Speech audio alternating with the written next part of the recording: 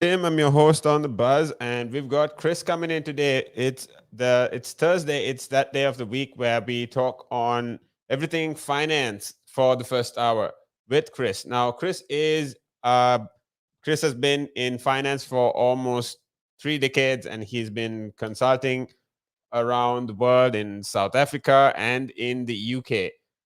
Chris is also, consulting in his own firm. That's CS Jones, and he's now a host on the Buzz. He's talking about everything finance for us. Just to add him online. Good afternoon, Chris. How's it Hey going? Tim, how you doing? Good, good. We've got a lot of we've got a lot of conversation around the mortgage thing, and then when we are breaking down things around going into debt. I think there's a lot of questions that people need to ask. I'm sure your expertise can add value to it. So where do you see how do you think we're going to structure this conversation today? Yeah, well, I think we start with mortgages because generally everyone needs one. We don't generally have the money to buy a property, and I also think we'll go into things like buy-to-let mortgages and those kind of, because it leads into the next program around investment. So it gets people thinking like that. I'll also tie the mortgages and debt back into the insurance discussions we had from last week. So how do we tie that in? How do you protect yourself? And then let's talk about debt itself, over and above mortgages, why it's different, what's good debt, what's bad debt, why do we need debt, and how you can, here's a word, leverage debt. It's a good technical term. So Yeah, should be good. right. I'm excited as usual. What we'll do is we'll break it down in the lines of what we can do, and break it down in the lines of where we are going in terms of mortgages. I'm definitely hoping to get a lot of knowledge about this, and looking forward to it. So if you guys listening in are going to have any questions, make sure you ask them. Make sure you comment on this video. This show is live, so you obviously can be a part of it and add value, or clarify anything to do with questions when it comes to mortgages, or share this video with your friends, your family that are looking to getting advice from this type of conversation. Call us up on 07852473473. You can also WhatsApp on that number. We are streaming on YouTube, Facebook, Instagram, and Twitter, so make sure you subscribe to us. But before that, before we go into the conversation, I'm going to show you a couple of videos again on who we are. Stay tuned. You're here with Chris and Tim on the Buzz. Good afternoon. Again. But now, if you say to a child, if I went up to a child and said, "You've had one to forget," God, there'd be an inquest.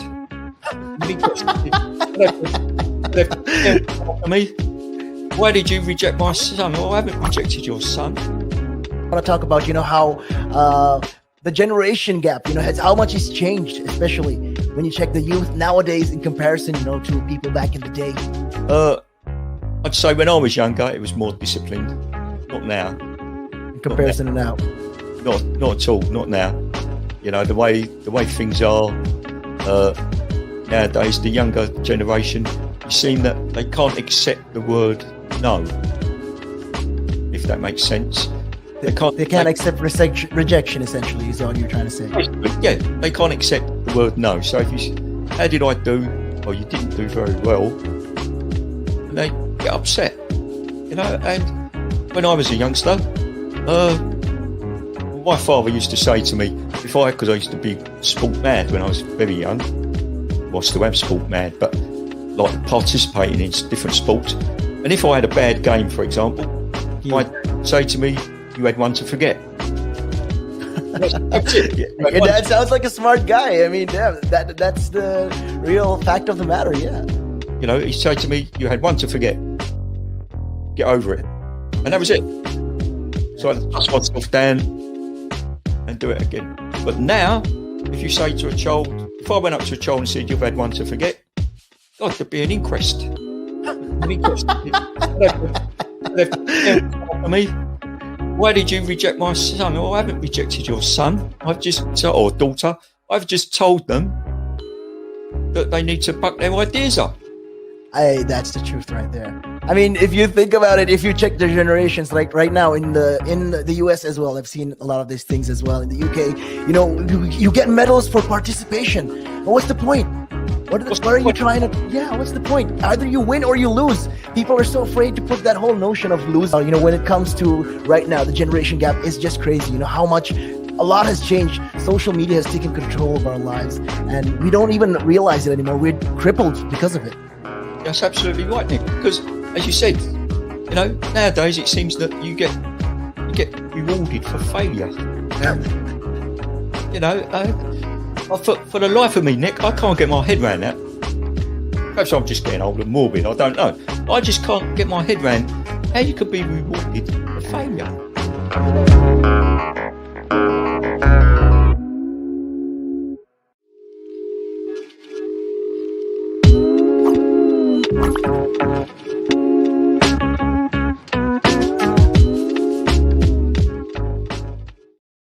That's right. This is Relax Radio. And if you want to actually take us with you wherever you are, make sure you download our app. We go as Relax Radio on the App Store and Google Play. Our app is free and it's available for everyone right now. So if you want to stream from Relax Radio, make sure you download our app and just get listening. But coming back to the conversation with Chris, Chris, we can dive deep into it as usual.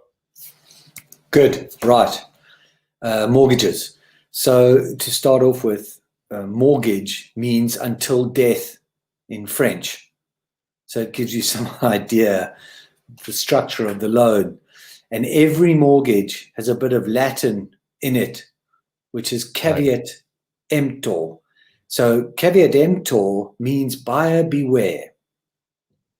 And these two basic things just show that mortgages are generally a debt for life. And if you're not careful with what you do, you can seriously overpay. And that's anywhere around the world, and specifically in the UK.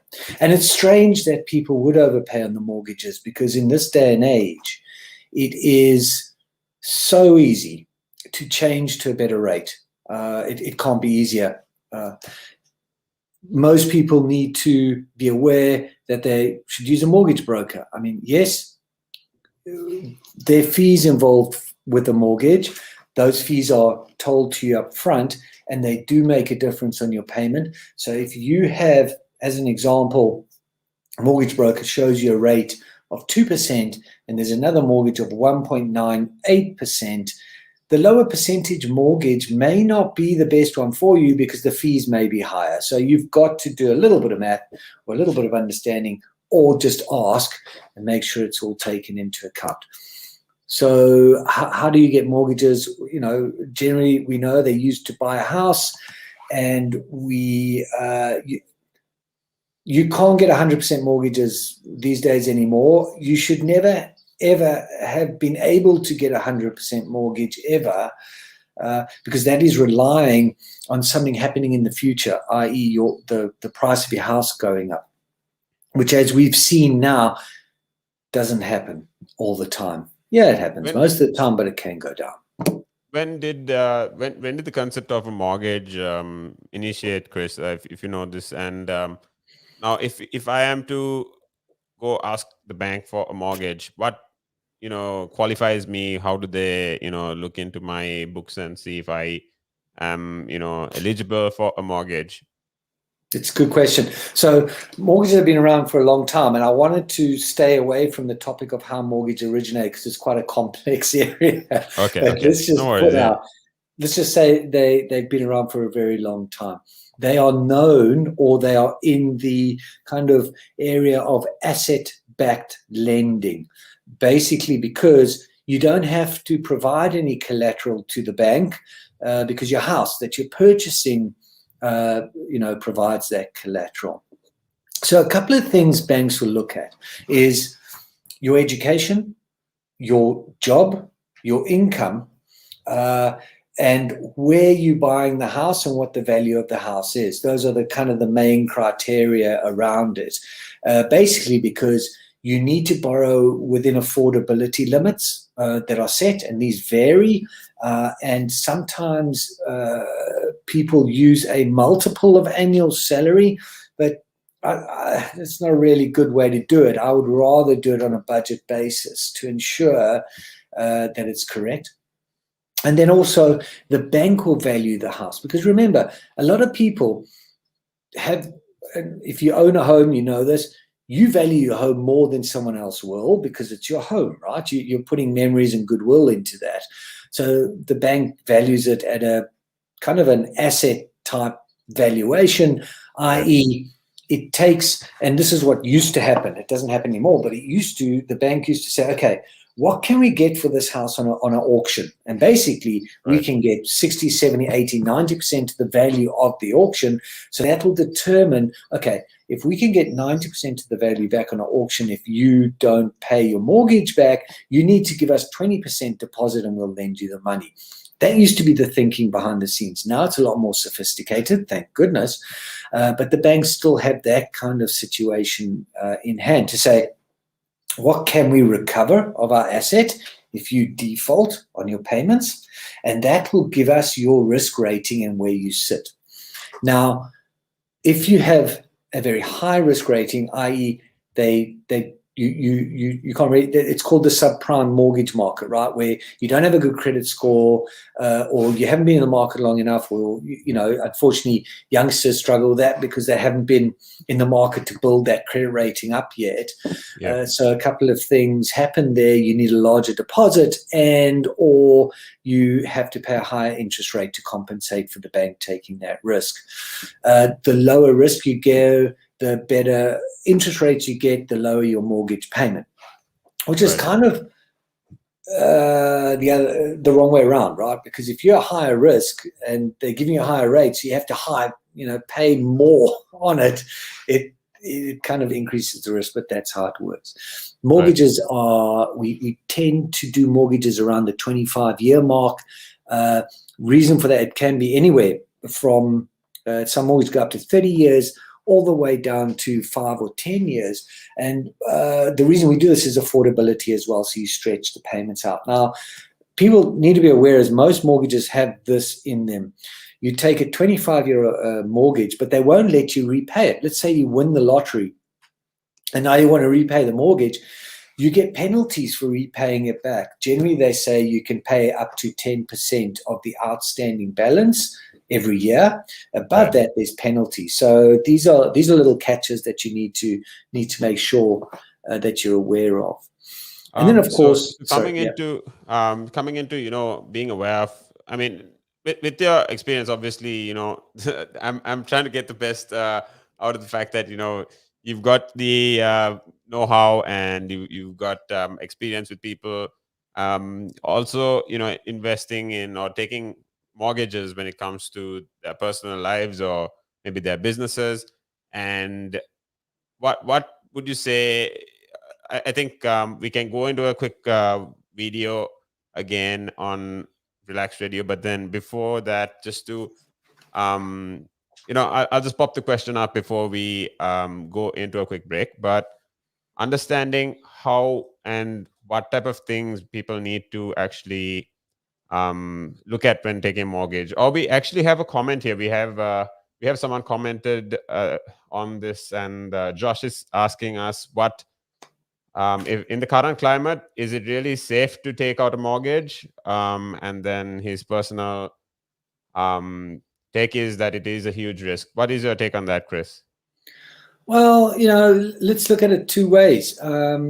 Okay, so I'm assuming Josh is looking at property as not a good investment at the moment, or that the capital value is not going to grow as much, because that's the only reason a mortgage would be risk, right? If you have to sell that property and then still owe money on it. So you can't argue. I don't know what's going to happen in the future, but this is long-term investment anyway. Where I would say that mortgages are pretty good to take out on property right now, for one thing, is that interest rates are very low. So the cost of money is relatively cheap to what it used to be 5 years ago. So your payments are lower. I had a look at the mortgage rates just before I came on, just to get make sure that I'm up to date with this. And you can get rates from 3% being kind of the most expensive out there, where you've only got a 10% deposit and these kind of things, all the way down to 0.99%, where you've got a large deposit or you're remortgaging and you're only fixing for 2 years kind of thing. So there's quite a there's quite a wide variation there. However, you're not seeing much over 3%. I'm old enough to remember the days I had a mortgage once at 18%. That's current credit card levels. So it's very cheap. So is it really safe to take out a mortgage? Well, it depends. You're using it for your own home. You're either paying rent to someone who puts it in their mortgage, or you putting it in your own mortgage. And most people would go, well, I'd rather put it in my own mortgage because then at least I have my home and my asset. So I don't know. I don't think there's that much risk. As long as you can afford it. You don't take £1 million mortgage if you earn 50 grand a year. Well, you won't get one, but kind of thing. Any risks taken should be calculated, obviously. And then coming further into, Josh, we hope that answered your question. If you do have a follow-up question, please feel free to comment again on the video so we can address it. But before we head out, we're going to tell what we're going to be basically discussing is things in the lines of what actually help you qualify and what you should consider before taking a mortgage, what calculations you should make when it comes to yourself, your cash flow, how you're looking at getting the cash back, things like that. But right after, we'll actually be running into a couple of videos, but stay tuned right here on Relaks Radio. You're tuned in on The Buzz. Make sure you call us up on 07852 473 473. Also, download our app. It's on Google Play and the App Store. So if you want to take us with you wherever you go, make sure you're tuned in on Relaks Radio. You're tuned in on The Buzz with Chris and Tim. Good afternoon. One of the easiest ways to increase your net worth is to ensure that you have higher cash flows. And one of the easiest ways to do that is to not buy things on hire purchase, not buy things over months and months because you can't afford them now, but you want it. It's kind of that delayed gratification. Rather than buy that couch, that car, that stereo, that computer, whatever item, and pay it off over 12, 24, 36 months at an interest rate, rather invest that money, make do with what you've got, and then after 12, 24, 36 months, take the money that you've now invested and buy that good. An asset could be anything that appreciates or reduces a tax bill. So it could still be a liability, but it reduces their tax bill. And I'm not going to go into the technicalities because that's out of our remit here. However, for our use or our purpose, what we are talking for the listeners here is I would put this definition of an asset forward. An asset is anything that increases your income. Anything. Now, there's a lot of conversation around who pays more taxes, if it is the rich or if it is the poor, right? When you are basically going out during a day, you go to a restaurant, you have to pay taxes there. If you buy a car, you have to pay taxes there. So why is it even a conversation that, the rich pay less taxes or the poor pay more taxes? Why is it a conversation like that? Because it's true, the rich generally pay less tax. A rich person walks into a Tesco's or a Sainsbury's, they're not going to get a different bill than another person, right? They're still going to pay the same VAT on those goods. They're still going to pay the same thing. So that's all the same. However, the differences come in if you can pay yourself from your own company, you can structure it in a way that you pay less income tax through paying a bit of salary, paying dividends and so forth, and then also deferring income. Also, your pension payments or contributions can be different. So that increases your tax sort of gap, if that you know, if you want to use it that way. Where a PAYE person just gets paid salary and bonus. And now those are the most highly taxed sources of income in the UK, definitely, you know, in the UK.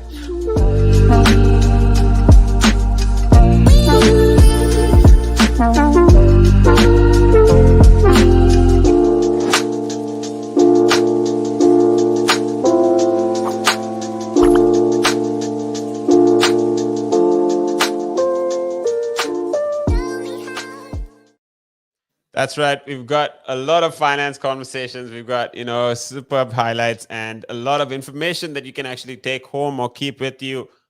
Use it in your life, basically. I mean, this is just, food for the mind. And, if you're tuned in on the buzz, make sure you get the best of it. It's every day from 12 to 3 p.m.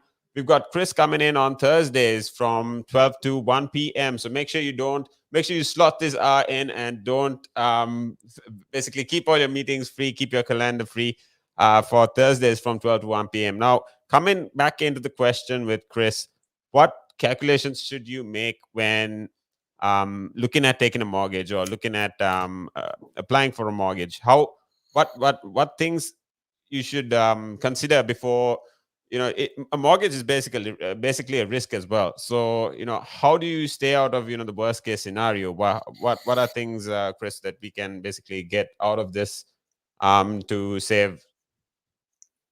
Look, I mean, okay, so most people will be paying rent, right, before they go and buy a property. So you can use the current rent you're paying as a good guide stick. I think there was a report out by Rightmove a couple of weeks ago, and I could be wrong when it came out, but I caught the headline saying that at the moment, because mortgage rates are so low, the cost of owning a home equivalent to renting a home is about 25% cheaper. So, and that goes up and down. So it could be more expensive, could be cheaper depending on the rates. If you use the amount that you're paying for rent at the moment, then you're pretty much in the same safe space, because you're not increasing your monthly outflow. Remember when we spoke weeks and weeks ago about, as you saw in that little clip, cash flow is king, right? So you don't want to say, absolutely. Oh, look, we've been saving for this deposit and we've been saving £500 a month and and now we've got a deposit and we can get a mortgage that takes up that £500 a month because that's okay. No, that's not okay. Keep your rent and your mortgage payment. If you can keep those the same, you're safe. Let's use the phrase safe as houses, right? Which isn't correct, by the way. So then it's what most was people. What was that saying you said, Chris? Safe as houses, right? Yeah, people used to say safe as houses because the general being was the properties never went down, right? And you got to remember, certainly my parents and their parents were buying properties that cost the same as a normal car does today. So, we can go back to the inflation discussion we had. It all links through, right? Now we see it happening. Inflation is a whole other conversation, I think. So let's get back to it. So if you're pretty safe if you use that as a guideline. Now, most people struggle not with the monthly payments. That's not where they fall over. It's with the deposit. Because let's say you are paying, I don't know, whatever you're paying in your monthly rent, and you've gone online or you've spoken to a mortgage broker and they said, current rates where you are and what you're looking, you can buy a house worth, I don't know, £300,000. I'm just making stuff up. So you said, fine, that's great. Okay. And the mortgage broker says, in order to get, a really decent rate, and for the bank to accept you quickly and be on normal, we need a 20% deposit. Let's just argue. So now you've got to come up with £60,000. That's the sticking point, right? That's where people go, oh, well, okay, now it's out of my reach, right? Or I can get £30,000. However, now I'm paying 20% more on my payments. So it's no longer my rent payment. Now I'm paying 20% more because I've got less deposit. And now there's a trade-off. What do you do? So it's difficult. And there's no right or wrong answer there, being that you should do this or you should do that. It's a conversation. It's okay.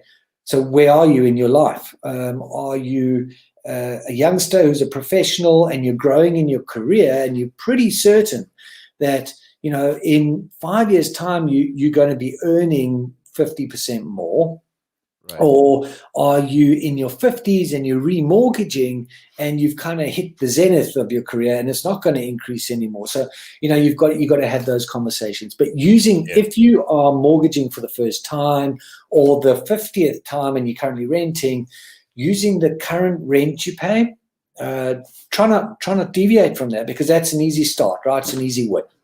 So go from there. When I think we have a whole different maybe conversation to follow up on if it comes to calculating if it's worth, you know, paying rent, or if it is worth, you know, getting a mortgage for a house. That I think maybe we can break it down briefly here, but then go into it on another conversation there for anyone that will actually find it valuable.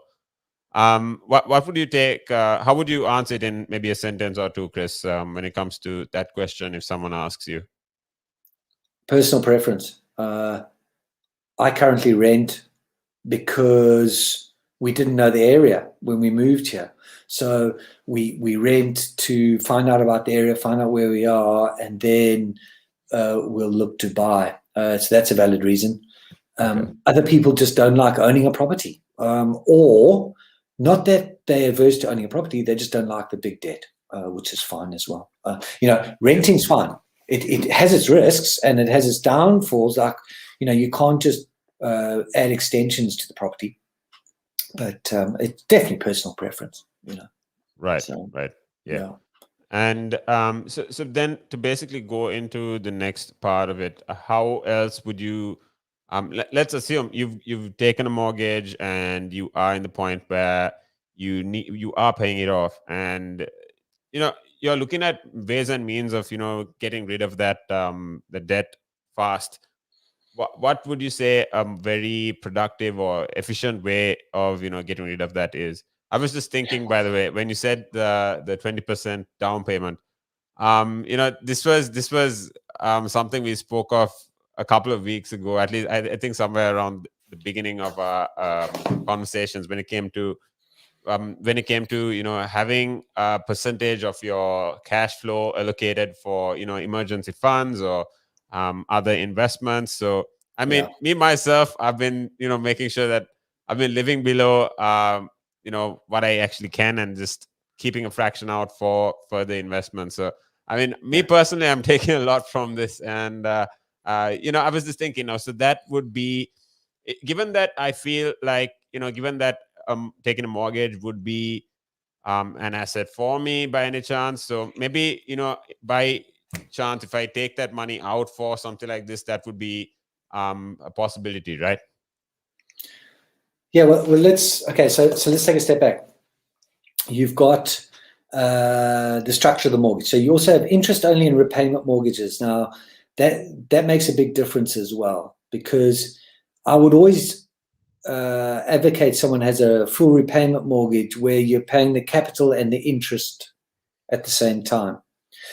But you can also get an interest only mortgage where you're just paying the interest. And of course, that reduces your monthly payments, but it increases your overall payment massively. Okay. And this segues into being able to afford to save on the side as well. So there are people who are taking interest-only mortgage, which is fine, as it's, let's call it personal preference. And, you know, I'm an advisor. That's what you can say to me is, no, I don't accept your advice. But then what I would insist on, and banks insist on this now, but I've always insisted on this, is that you have some kind of investment or savings vehicle on the side that allocates the appropriate capital payments to this vehicle. And what we generally use is the ISA account, which is that tax-free individual savings account. So you use your ISA allowance, and that just stays there. And what happens there is that money is then invested on the side to pay that capital amount. But bear in mind one thing. mortgages are what are called front-loaded instruments. So in the beginning of the mortgage, you're pretty much just paying interest. And as you go through the life of the mortgage, you pay more and more and more capital back. On an interest-only mortgage, you're only paying interest. It never reduces, it never changes, unless, of course, you change the mortgage, you change the rate. However, you've still got that debt. And who was it, Ron, who came on the show and asked, aren't mortgages a risk? Well, yes, in that case, mortgages are high risk, because there could be a case where you get to the term of the mortgage, the bank wants its money back, and now you've made all these payments over these years and you still owe this capital amount. So it is dangerous, but you've got to put an investment aside. Now, going back to your question, how to pay it off as quickly as possible. So you want a full repayment mortgage. That's the first thing, so that you're reducing that capital over time. And you then, by that very nature, you increasing the asset side on your balance sheet, right? Those asset liabilities. So you're decreasing the liability, increasing the asset, because let's assume house prices stay the same just for sake of argument. You're reducing the debt on that, so you've just got more equity in that property. It's that equation, right? Equity is liabilities less assets. Okay. So then you use investment vehicles on the side as well, like your ISA accounts and other various vehicles. You don't want to use a pension for this, because remember, your pension, and we'll go into more detail, is a delayed income vehicle, but you certainly want to use your ISA. So let's take an example. You've got a 10-year mortgage and it's £200,000. That's the mortgage, just to make my maths really easy, right? You're doing a repayment mortgage on it, so it's reducing slightly each year, but you are able to also put £20,000 into your ISA each year, okay? On top of that, Chris, I think we're going to have to slow down when we talk about numbers, because I think, you are obviously, you're very fast when it comes to numbers, but, talking to everyone, I think we're going to have to just slow it down for normal people. Okay, let's slow down. Let's backtrack. Okay. So you said 20 years, £10,000. So let's say 10 years, £200,000 mortgage. 200,000, yeah. How do you pay it back as quickly as possible, right? First, you do full repayment, so you're paying the capital and the interest. Secondly, you take advantage of that 10% overpay every year. What that means is, at the end of the year, whatever the outstanding amount of the mortgage is, you can pay 10% of that back to the bank. Right. Yeah? So that's one thing. So that reduces that down. On top of that, you want to put the maximum amount that you can afford, or the maximum amount allowed, 20,000 in the case of this tax year, into your individual savings account, so that you've got that on the side. And what's that used for? So at any time, you can use that to make the 10% overpayment. Because remember, if you make a 10% overpayment every year, you pay that mortgage off in 10 years. Correct. So it's as quick as that. Not everyone can afford it. Not everyone can do it. But if you do those little things as much as you can each year, you will reduce that mortgage significantly. Now, think about this for an instance. You pay rent to someone, and let's say it's £1,000 a month. Or you have a mortgage at £1,000 a month. Got the same income, got the same savings mentality, got everything like that. You're still putting into the ISAs. But on your mortgage, you're putting 10% away, and as an argument, you pay it off in 10 years. Now, in 10 years, you're still paying rent of £1,000 a month. You're not, because that's increased, because it's inflationary where your mortgage hasn't. But in 10 years, you're not paying a mortgage anymore. Now you've suddenly got £1,000 free, and you're still living in the house. Right. So that's a big consideration for people as well. So, that's a good position to be in. Yeah, absolutely. And what else do we have to, I think you're the expert on this, since you are the expert on this. What else would you recommend for people to, consider when it comes to mortgages? And I think we'll take a quick break, but before we head out, we'll just, get a glimpse of what you think we should, look into. One thing is, I see a lot of people remortgaging and then releasing money from their equity in their home. So increasing the loan to value when they've taken years to bring it down.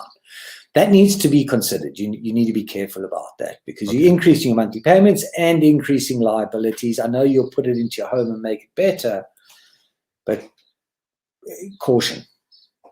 Right. And in terms of you said there are key factors when it comes to valuating things and when it comes to inflation. Maybe we can also discuss a little on those when we come back on how little things that you need to actually, that the banks don't always mention to you, that you can actually explore, and also things in the lines of how you can basically, I mean, what I'm trying to get is at the point where we can understand things that the bank basically doesn't always mention to us. And you a ton of people just go talk numbers, and then they just sign a document that they skip a lot of terms and conditions, or a lot of clauses. They just skip all that. Also, the questions that they don't ask, I think we can also bring that up. So before we come back, we'll basically get into a couple of videos on who we are at Relaks Radio. Like I said, make sure you're tuned in till 1 p.m. if you want to talk, if you want to actually get into a conversation with Chris.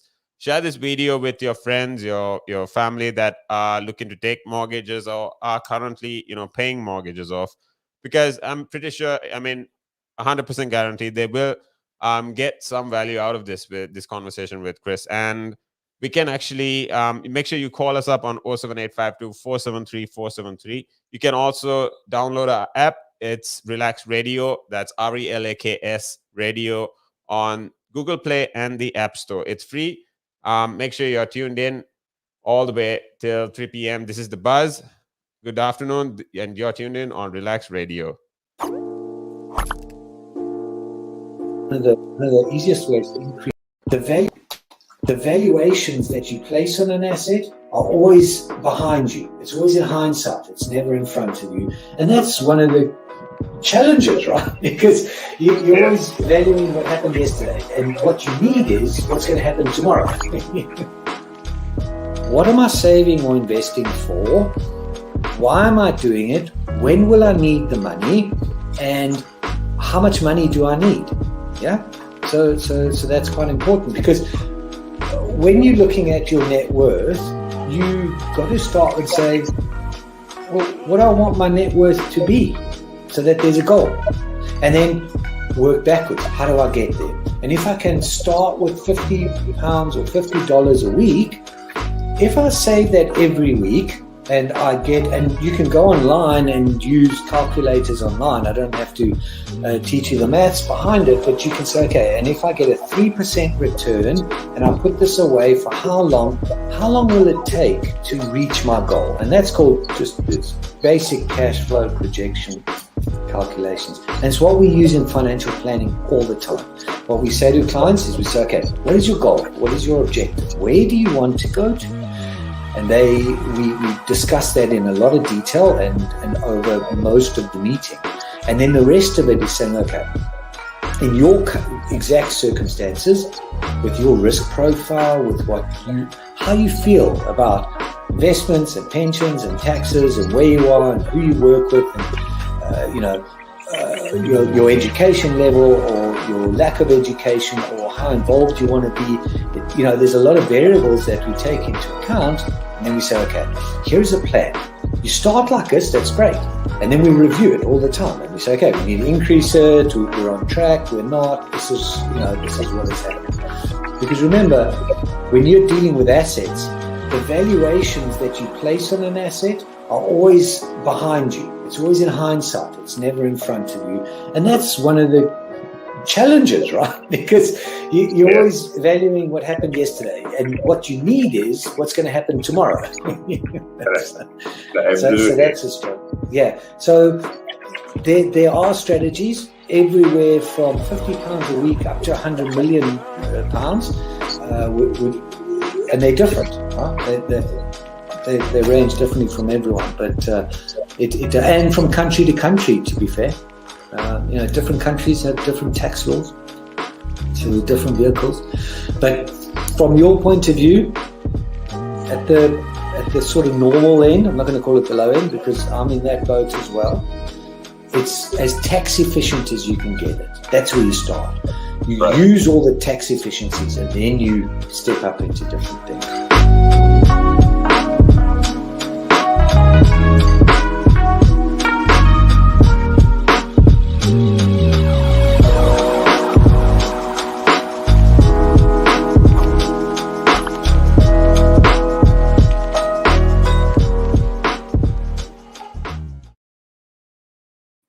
That's right. This is Relax Radio. You're tuned in on the buzz. This is Tim, and I've got Chris Jones. Chris is an he's an accountant. He is a financial advisor. He has been he's basically an expert in the industry. You know, if you are tuning in on the buzz Thursdays 12 to 1 p.m. If you want to know anything about increasing your financial literacy, anything of that sort, you know, this is the place to be. Make sure you're tuned and locked in on the buzz with Chris. So, Chris, coming into the last 15 minutes of the show, I think we have quite a bit to cover. And in terms of the conversation around the questions that we should ask a bank, anything else you think we should consider? Quick thing, just in case anyone calls me, I'm not an accountant. I'm a finance guy. Finance. Just make sure. Yeah. My bad, well, the accountants I know are like, he's not an accountant. Look, I mean, okay, so we covered mortgages in quite a bit of detail, and I think the important thing as we left it off there before the break was you need to get a good mortgage advisor, a good mortgage broker, someone you trust, someone you feel has your interests at heart. And there's a lot of them out there, because while I don't believe the banks hold anything back, you're right, there may be a mistrust there. And, you know, a person, doesn't matter what I say or you say or the banks say, a person may not trust them. But if this is why we intermediate as well. This is why we are the go-betweens, because we can create that trust and that rapport with people and ensure that, hey, yes, this is how I get paid for what I do, and I've got your interests at heart, and here's all the transparency you need. And they can also help you structure the application correctly, because that's important. You know, two people in exactly the same circumstances, one may get it, one may not. And it's just the basis of how they presented the information in the application. Unfortunately, it can be like that. So quite important. That's exactly why I'm coming to you instead of a bank first. Yeah, I mean, you know, it's and I've got a friend of mine who's doing his remortgage through me, and we're staying at the same bank. It's right. You know, that can be done, not because he doesn't trust the bank. It's because he trusts me. So, you know, and we make sure that it's the same thing. So it's all good. Let's touch on other debt, because I think that's important as well, because we know mortgages, it's a main debt. Quickly, before I touch on other debt, I wanted to mention how to protect the mortgage. What banks will insist on when you take a mortgage is you take life cover out, so that if something happens to you, the debt's paid off, right? So the bank doesn't have to repossess the home, because I think, and that's a very smart bit of financial planning. It's not a forced buy, because if something does happen to you and you have a family, especially if you have dependents, you don't want the home being taken away at that time, so you buy life cover. Unfortunately, it's always been an uphill battle before, when people said, well, I don't really see, I'm not going to die, you know, I'm immortal. This is the whole thought process. So now the banks insist on it, and it's brilliant. It's one of the best things that's ever happened. And it's not a huge amount. And so when we go back to that budget, you've got to include the cost of life cover in your budget. And life cover doesn't cost a huge amount. You're talking, for most people, around 10 to 50 pounds a month extra. So, but it covers you, and you're protected on that. You and your family are protected. If it's joint mortgage, you have joint life cover, things like that. So that's good. It's quite simple. What things should people make sure that they include, or maybe how now you spoke about how they present their numbers. You know, just give me a bit of a breakdown on that. Well, things like, you know, you got to make sure a couple of things. One person said, no, I'll get a mortgage easily. This one told me, no. And I said, okay, I agree, but because you're not going to argue with someone like that. But what I do say is, let's rather include with the application, in your case, your budget and what you're actually paying for. And why must I do this? Well, you're a first-time home buyer, you're under the age of 30, and you're not a professional. So all those, unfortunately, work against you. But if we give them a budget, a process, a plan, maybe a little bit of future thinking on your half of what you're going to do, it just gets the bank feeling, this person's serious. This person actually knows what they're doing. And lo and behold, it sailed through. I don't know if that helped, but it certainly didn't hinder. So it's those kind of things. Right. Also, I've had a professional who didn't get a mortgage. Why? Professional over the age of 30 looking for a mortgage, slightly stretched on the income, but that's okay because we know they're a professional and they're going to be increasing. However, that wasn't explained correctly. The story wasn't put together succinctly, not by me, by the way, by someone else. But it's all stories, right? You've got to, even the banks, you've got to give them a nice story that's factual, that is true, and makes sense. And they can see and feel the person applying. Because yes, the days are gone where you sit in front of the manager and ask for the loan, and most of it is done electronically. However, sometimes you need that story, and it's good. So yeah, that's where a good mortgage broker comes into their own, because we all have the systems. We can all check the best rates. It's how do they talk? How do they explain themselves? How do they interact with you? Do they know you? Yeah, correct. Any other things we need to consider, Chris, apart from what we discussed when it comes to the topic, when it comes to considering the costs around it? Well, let's move on from residential and go to buy-to-let mortgages, because that segues into good or bad debt, right? And where we go from there. So I know we don't have much time left, but a lot of people will look at buying property as their main investment to rent out. And I'm not going to argue. I'm not going to say it's good or bad. It's not as tax efficient as some others, so you should run the tax efficient ones out first and then do this. But that's just a tick box exercise. So buy-to-let mortgages are different. They are looked at differently, and they are the risk is different. So while they may look at your income and your profession and your education and where you're buying the property and the value of the property still, as they do with residentials, there'll be a couple of other bits in there, like how rentable is the property, which is a gauge, right? So if you have a 9-bedroom mansion out in the country, it's not going to be as rentable as a 1-bedroom studio flat in Clapham, just to give you a very stark contrast there. Yeah. Also, what are the rental prices in the area? So they'll have those, because they will look at the rent coming in as the affordability matrix, but it's not the whole rent, because you've got to pay an agent to look after it. As an example, you've got maintenance costs, you've got sometimes licensing fees and things like that to take care of. So you've got to be very careful when you do a buy-to-let, because it is an investment. And I see too many people doing this. They take a buy-to-let, the rent doesn't cover the actual cost of the mortgage, and they've still got maintenance on top of that, and they've still got a few things, and they say, no, but hang on, Chris, it's an investment into a property. Well, look, it's no longer an asset, right? Because it's not making you money. It's actually costing you money, so now it's a liability. Yes, but what if property prices went up? Okay, what if property prices went up? It's still costing you money. Oh, but then I'll sell. Fine, it's just a loop, because what you're doing is you're predicting the future. So in buy-to-let, be very careful. Try not to predict the future.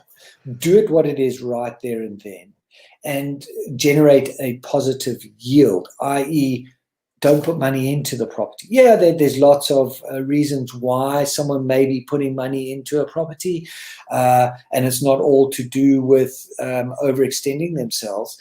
But if you can, and if you're doing it for an investment and it's for your extra cash, then it must be a positive yield, including your maintenance and paying and everyone.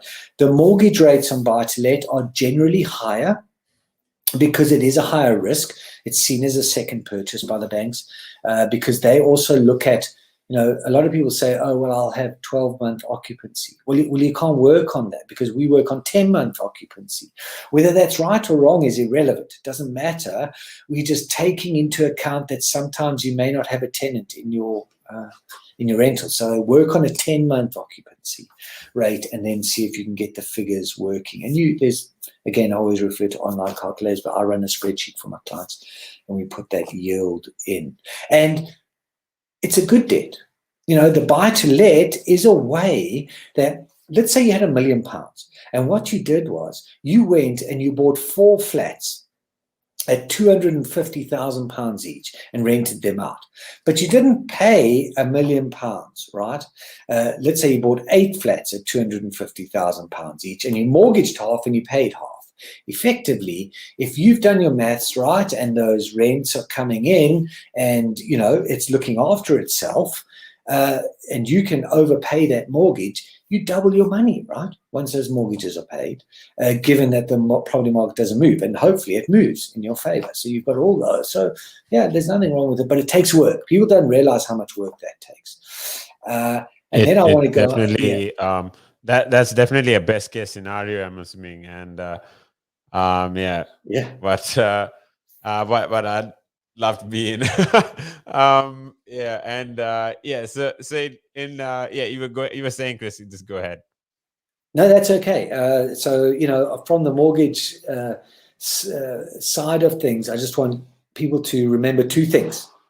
Yeah, the Latin caveat emptor, which means buyer beware. And what mortgage means, until death in French, right? So go with caution. It's good. It works. It's a great tool to buy a home and increase your asset base if done correctly. And then I want to just quickly touch on other debts because I know we're running out of time. You have credit card debts. You have personal loans. You have those workday loans, the salary stuff, you have hire purchase agreements, you have car loans, you have everything, right? Debt, all that debt. We all need it. We all use it. No one really buys a car for cash because it's just too expensive. This is where we see the effect of all that money coming into the system and the inflation impacts on the goods that we have. Back in the day, 50 years ago, you could buy a car for £1,000 brand new. I'm making it up. Of course, I don't know what you could do, but I'm assuming it's something like that. And you could do it for cash. If you didn't need a university degree and a professional job to own your own home, raise 2 kids and have a normal life. Now, if you do have a degree and you're in a professional job, you've got more debt than anything you know what to do with. It's a completely different story now. Yeah. So it gets scary. So you've got to manage your debt. So you've got to look at it like this.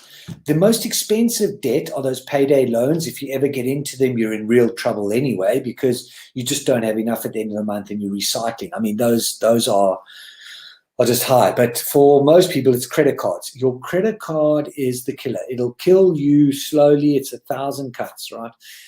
You need to get rid of that. That's your first kind of priority, is to get rid of your credit card debt. Then any other debts, like that's the credit card debt, though, right? I mean, I don't mean to argue, but then again, when it comes to credit cards, I think if you use it right, if you pay off every month on time, it can be a lifesaver when it comes to saving up or even having that emergency access to cash, right? Not even that. There are credit cards out there with some real bonuses and perks. So, for instance, if I pay for a holiday on my credit card, I get free travel insurance.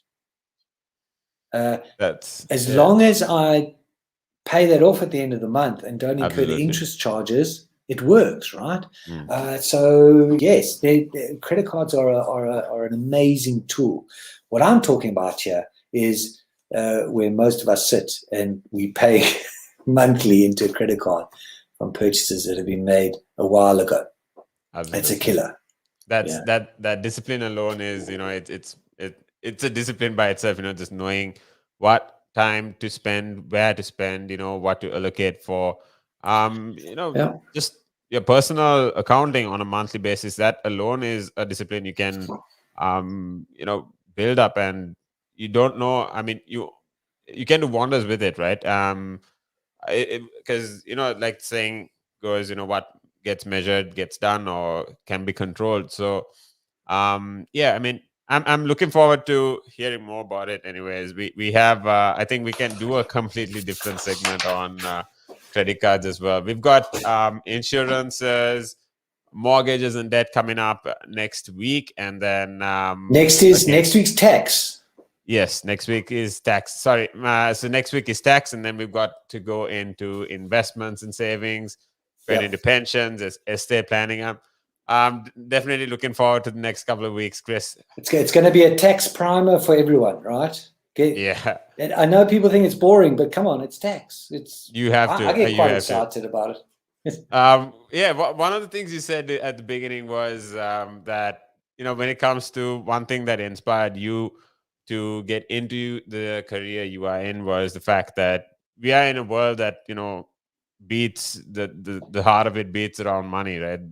Basically, the blood to the earth is basically money, and you know that kind of thing. I mean, it definitely kind of shifted my perspective on it as well, because you have a ton of people that preach around, that you can't buy happiness with money. You can't really, it's not the real purpose of life, so on and so forth. But, I'd you rather be need to sad be, in a Bentley than a Ford, right? yeah, that's so true. That's so true. And, yeah, looking forward to the next couple of weeks, Chris. Appreciate your time on the show as always. Good. Thanks, Tim. Always a pleasure. And we'll see you next week. Awesome. So if you like this video, make sure you are tuned in on the buzz. If you want to get into a conversation with Chris, tune in on Thursdays, 12 to 1 p.m. Comment on our videos. You can call us up on 07852 473 473. That's Relax Radio. You can also download our app. Make sure you spell it right. It's RELAKS. That's Relax Radio. And, make sure you have us with you wherever you go. Now, just before we sign out, I want to thank Chris again. Thanks, Chris, for putting your time into the show. Appreciate you sharing your knowledge and your expertise with us. I'm looking forward to next week as usual. Thanks, Tim. Will do. Awesome. Have a good week, Chris. Cheers, buddy.